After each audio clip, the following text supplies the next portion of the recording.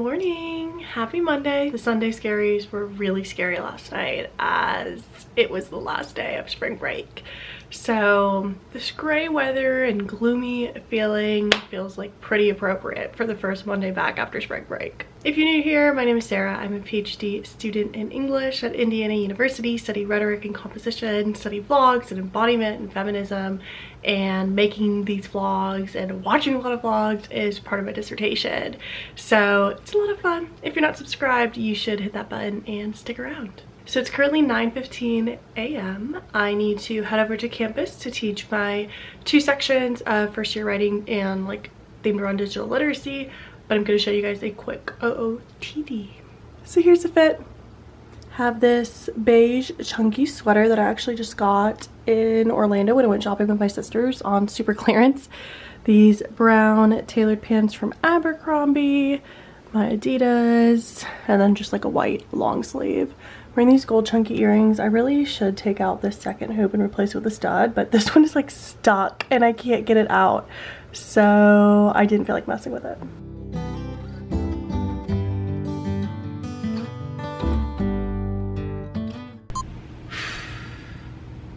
Back from teaching.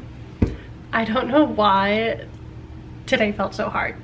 It was like an easy lesson. It wasn't even like a whole lot of talking or moderating discussion on my part because we watched a lot of sample videos together, but I blame the fact that there are literal snow flurries right now and that it's so gray and gloomy and that I miss the Florida sunshine that I was loving a little bit too much, as demonstrated by my sunburns last week. So since it's back to school, it means getting back to the grind, meaning I need to start thinking about my dissertation again. If you watched my last vlog, you know that I was really excited about my research. I was in a breakthrough moment, finding some really exciting articles, and then I went on spring break and all that motivation just went down the drain. But I need to get back to it. I always feel really stressed and honestly a little bit depressed when I haven't touched my research for a while. Had to delete some clips real quick to free up room on the memory card. But I am gonna give myself a little bit of a break. I think I'm gonna read my book for fun. Oh my goodness, Pirelli! She needs some attention. And then I will get into some research. I actually think I'm gonna start off by just watching some vlogs. There's one that I've been saving that I'm really excited for. And I think that's gonna get the gears turning. Through the arbor, in the garden room. Hi, Bird. Wings are beating. Okay, it is an hour and a half or so later. It's almost 3 o'clock. And I just finished this book, The 7-Year Slip. I started it when I was on spring break, specifically on the beach. It was a really cute read. I ended up giving it 4 stars, but sometimes I go back and change my ratings later because I feel like you can't get an accurate rating immediately after finishing. It was a cute little rom-com about a couple who falls in love, but the timing isn't right. It's this sort of magical realism apartment. Okay, part. The apartment brings them together, and she's meeting his past self, but she's in the future with 7 years in between, hence the name The 7-Year Slip. He's also a chef, so there's a lot of food commentary, and that's really cute. Some parts are really cheesy, and I'm a hater, and I just can't get over the fact that that little time slip was too perfect. I'm what about the butterfly effect? What about you doing something in the past that ruins the future? I just wanted to see some element of that. And that's not there. It's a rom-com. It's not sci-fi or any of that, but very cute. I would recommend if you are looking for a cute little rom-com. I don't want to spoil anything, so look up some content warnings. Nothing is too graphic, but there is something that I could see being, I don't know, hard for some readers to read, and it also deals with themes of grief, but overall very cute. Okay, several, I can never say that word when I'm vlogging. Several hours later, I watched a vlog from formerly known as Redhead Academic, Kaylin Grace Apple. I actually had a Zoom call with her a week or 2 ago, and it was so productive just for my thinking about vlogs and everything, and I watched her newest, or one of her newest YouTube videos about like the documentary and vlogging impulse, and it was incredible. I was vigorously taking notes, and it just got me thinking a lot. And then I got a little sidetracked because I've been wanting to buy a new computer, and I won that teaching award, which came with like a monetary gift that would pay for more than enough for a new computer, but just really stressful thinking about spending that much money on like one purchase. And obviously a computer is like a huge investment. You have to have a computer to edit videos, to teach, to write my dissertation, and my computer is fine. Got this in 2019, but it's definitely slowing down, and it's making some things challenging for me. And I feel like I should just wait until I file taxes for the year to see how much I end up having to pay, because I always end up having to pay. I never withdraw enough. I am not great at financial literacy. This is not a financial literacy channel. So yeah, I'm just sort of stressed out about money. I think I'm gonna watch another vlog so I can sort of like chill out, but also feel like I'm getting some work done. Some mushroom, spinach, and broccoli, cheesy orzo, and garlic bread for din. Okay, it's 8:30, showered, lathered up my face because the return from Florida to Indiana, especially when it's like cold and windy and dry, is making my skin feel super dried out. And I'm gonna get in bed, even though it's only 8:30. I'm gonna start a new book, get nice and cozy, have my Fresh Sheets candle burning, which I'm like really obsessed with that scent lately. It just makes you feel really clean and cozy, especially in like the springtime, even though it's still technically winter. It's fine. So yeah, let's do it. This is the book we're gonna read. Good night.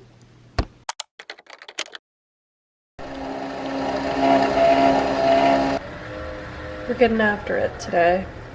Spent the last hour trying to re-familiarize myself with what the heck I'm even writing about this chapter.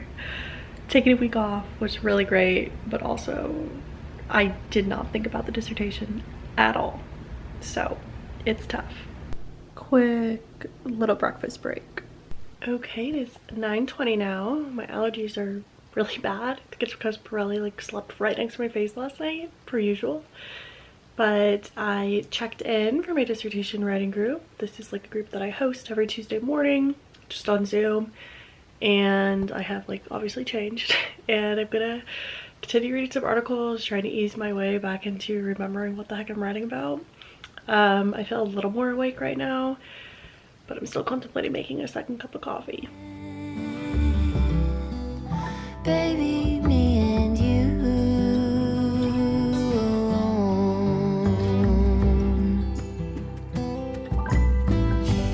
Pencil drawing phases of the moon.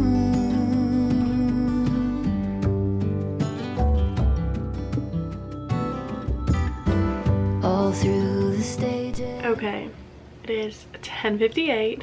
I have been working since truly like 7 o'clock.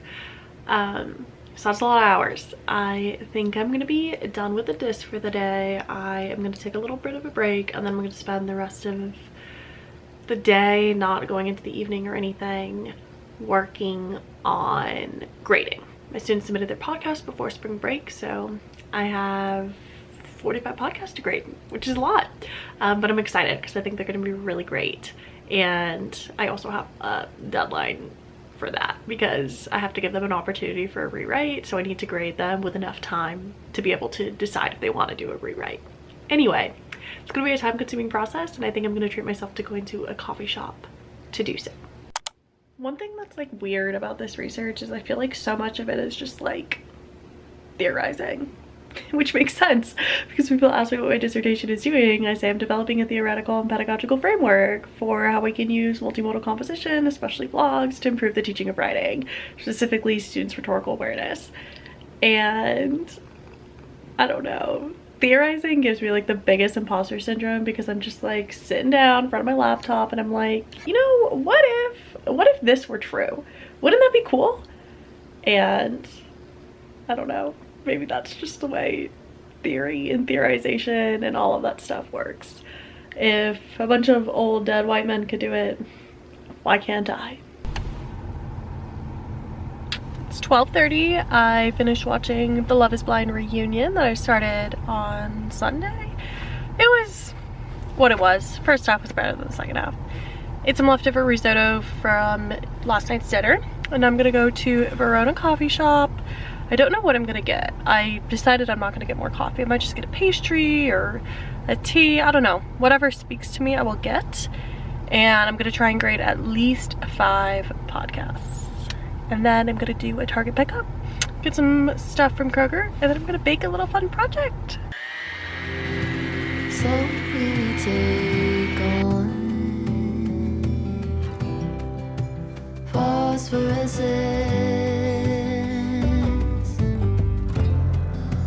vivid in the bond.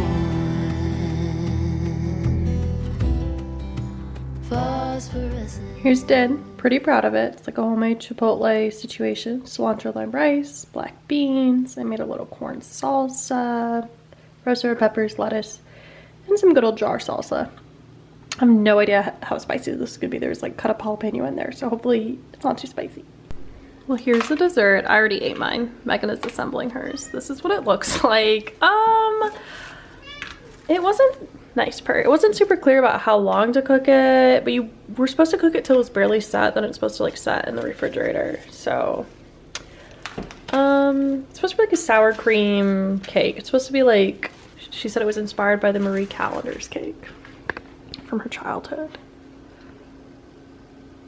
It's like pretty good. Yeah, for how easy it was. It was like a store-bought crust. It has like cheesecake flavor-ish. Yeah, it's kind of like a cheesecake. Honestly, Significantly. I expected worse. Okay, so like significantly less work than a cheesecake. I didn't do much to hype it up for her. I mean, I'll definitely eat it. Zach will eat it for sure. Good morning. Happy Thursday. I didn't vlog yesterday because Wednesdays are super busy for me. It's just between teaching and writing center tutoring, and there just like isn't much that I can show because I obviously can't record while I'm teaching or tutoring. But it was a busy day, but a good day. And I'm ready to get after some things today. It is about 9 o'clock. I went ahead and got ready for the day, put in some jeans, and I have a workshop that I'm leading at 10 a.m. and then I need to head back to the writing center to do some more tutoring today. So the workshop that I'm leading is for something called the Digital Gardener Institute. I led this workshop in the fall too, and I am just presenting a session about how to use Wix, like W-I-X, the website platform, and how to teach student digital portfolios. So I'm talking about the assignment that I did in my class last spring and that I'm doing again in a couple weeks, and just talking about how to use like digital tools with students, specifically to build portfolios. So I'm excited to be invited to give this workshop, but I am not excited that it's at 10 a.m. because I feel like that's really eating into my peak dissertation writing time on Thursday and Friday mornings because I'm leading it again tomorrow. But you know, it is what it is. My advisor is the one who's in charge of this, so I feel like I can't tell him no. And I'm like very like grateful to be asked to do this in the first place. So I have about an hour until then. I need to eat some breakfast, finish my coffee, and then I think I'm gonna do a little bit of grading, because grading is easier to like get into and then have to like take a break to go do something else, whereas like if you are in the zone with writing and you get interrupted for like a meeting or something, that sucks. Some blueberry toaster waffles, and I added some fresh blueberries on top.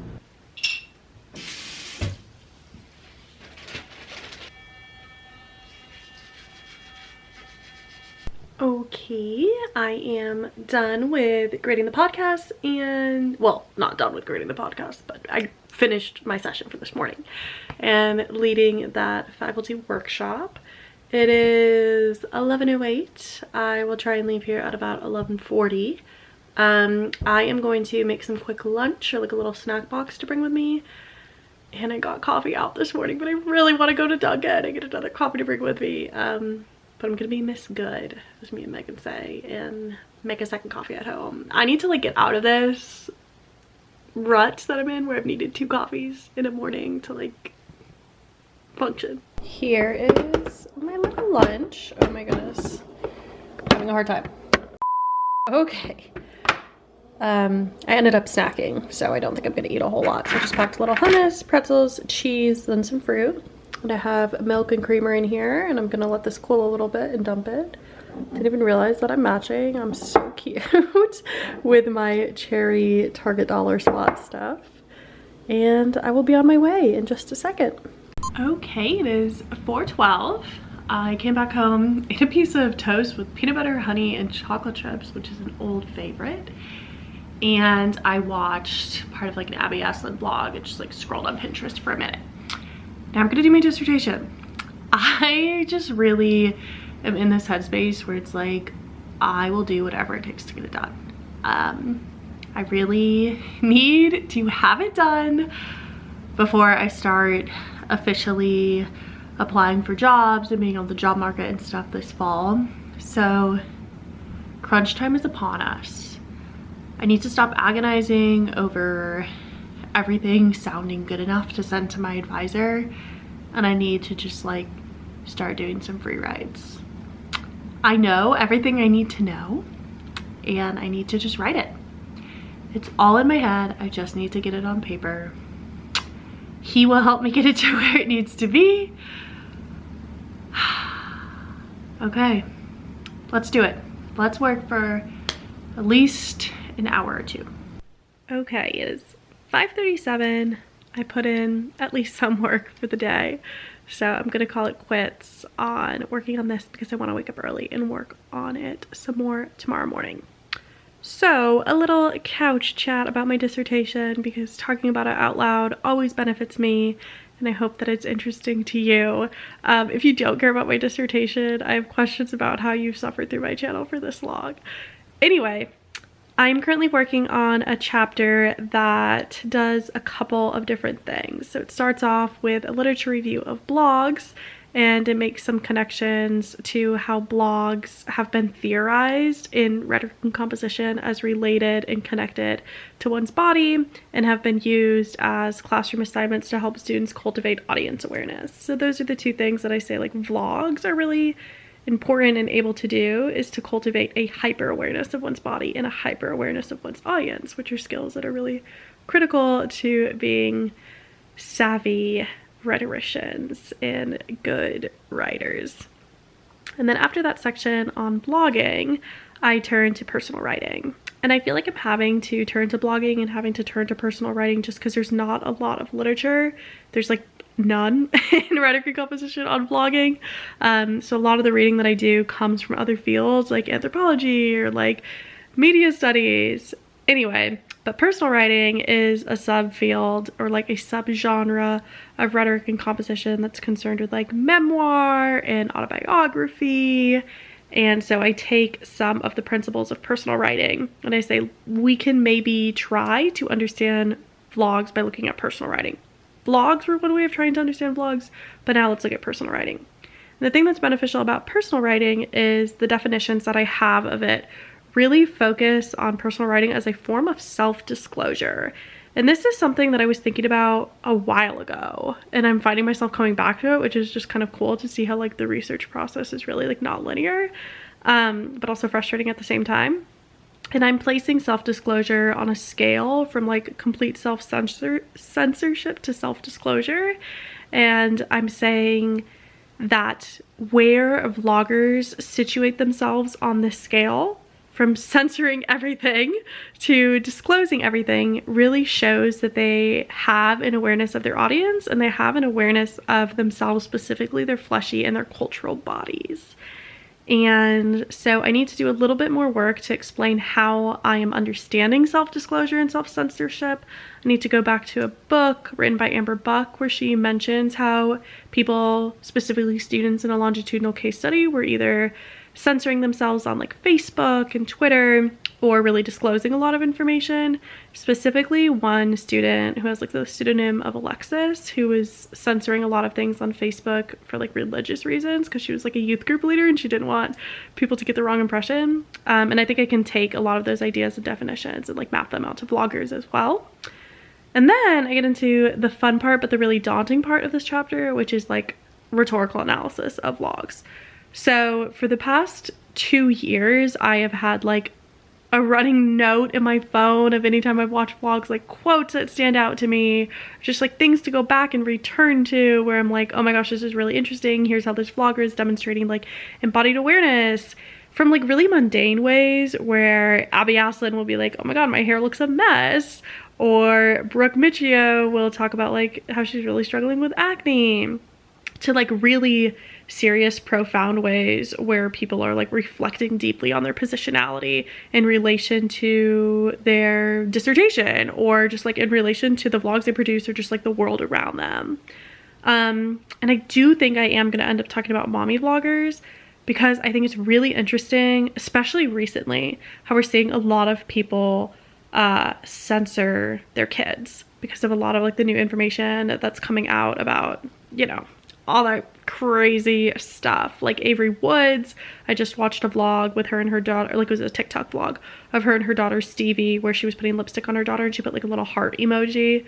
And there's a lot of reasons for that. I won't go down a rabbit hole. But that's showing an awareness of her audience, especially like unintended audiences, that she very much does not want watching her vlogs.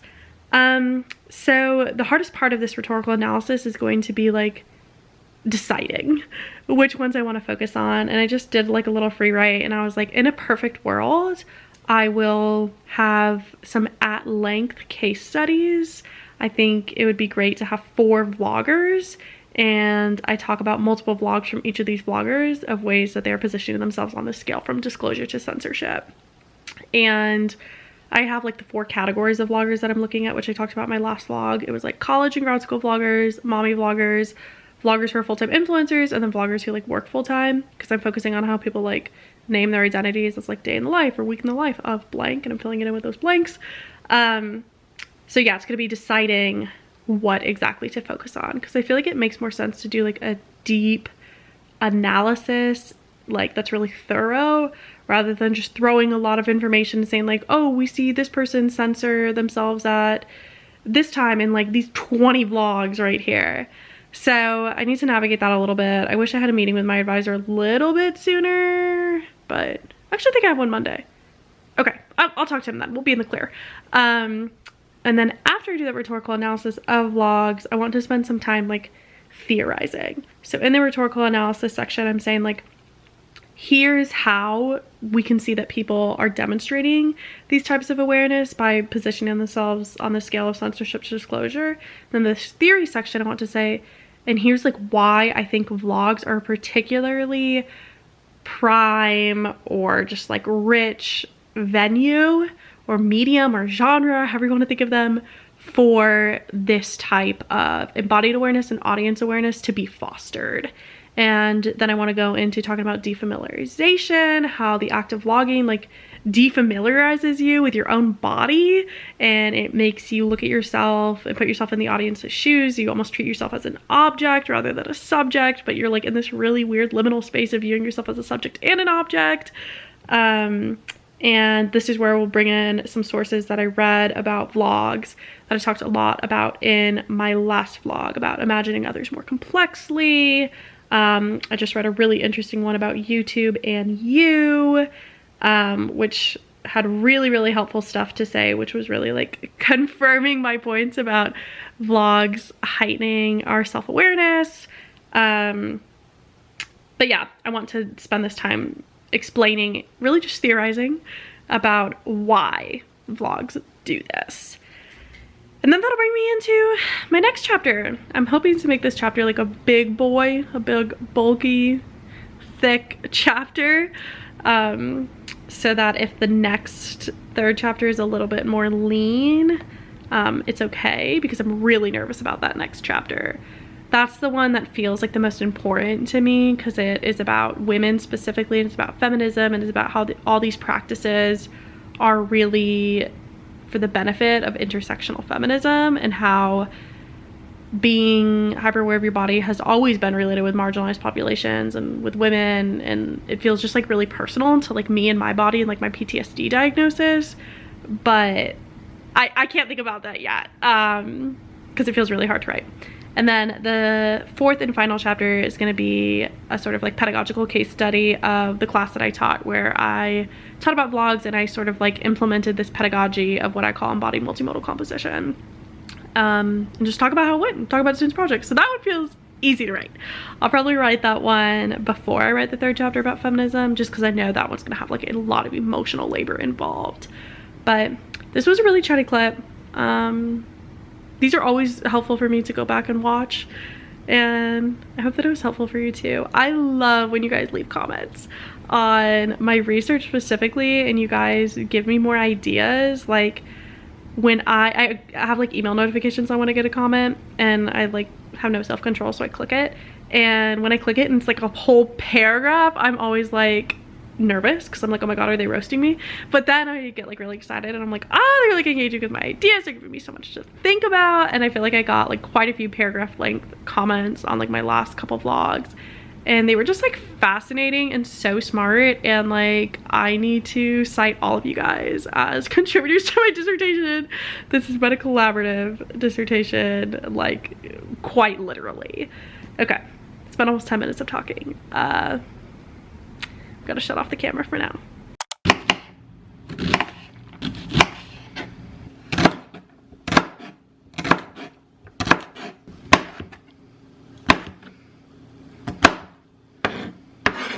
Okay, here is dinner. Megan went out of town today, so I'm on my own tonight. This vegan no tuna salad sandwich just with chickpeas. Here's what it looks like. It's pretty easy. And I just put on a piece of bread with some tomato and lettuce. I'm gonna have some white cheddar hip peas with it.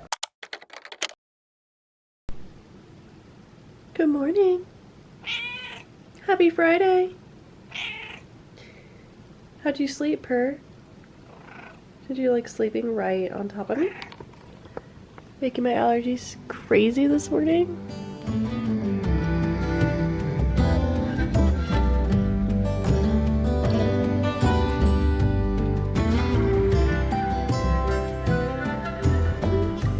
In the heavens, a billion signals move. Good morning. It is 9 a.m. on Friday. I'm about to hop in the shower and get ready to lead the same workshop that I led yesterday, but for a different group of people today, about student portfolios and Wix and all of that good stuff. I woke up this morning feeling inspired to like watch some vlogs and take some notes. So I watched a Catherine Manning vlog. I followed her from like way back in the day when she was making like YouTube tips and tricks. And I'm looking at the way that she like strategically censors her baby's face and name and identity without making it look like it's censored. Like she doesn't put like obvious blurs or anything over him, and she doesn't like comment on the fact that she's not saying his name. She just like only takes certain cuts and angles to show his face, which is interesting and a rhetorical choice. And I also watched one of her videos where she talked about her like YouTube strategy a couple weeks ago that she posted. So looking at the way that she's talking about audience awareness and embodied awareness there, yeah, so I feel like I got my brain warmed up for the day while watching those videos. Okay, showered, lots of dry shampoo and texture spray in my hair. Let's hop on the Zoom call. Okay, it's a little after 11 o'clock. I am gonna go to a coffee shop and I'm gonna work on the discs. I thought that I would want to do grading this afternoon because I'm like, it's not even afternoon yet, but I'm like, Friday, but I'm feeling ready. Feeling like I want to do the discs, so that's good because I do want to do some work on it this weekend. So gonna go to Verona, get a little coffee, and get some writing done. Okay, it is a little after 2 o'clock. I am back from the coffee shop and I feel really good. That was the best writing session I've had in a while. I feel like because I did so much talking to the vlog about my ideas, and because I'm like finally past the literature review stage and I can just like say what I want to say, the words were flowing. I spent a couple hours and I wrote a little over like 650 usable words, and then maybe like 150 to 200 words that need to be like cleaned up a little bit. But very happy with that. I basically just spent some time defining what I meant by self-censorship, and how it makes us aware of bodies and how it makes us aware of our audience.